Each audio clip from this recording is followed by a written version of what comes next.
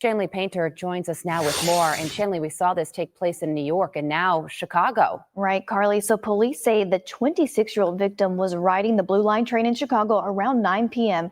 when this man, 50-year-old Lawrence Reed, allegedly approached her from behind, removed the cap from a bottle of liquid, and then poured it all over the victim's head and body.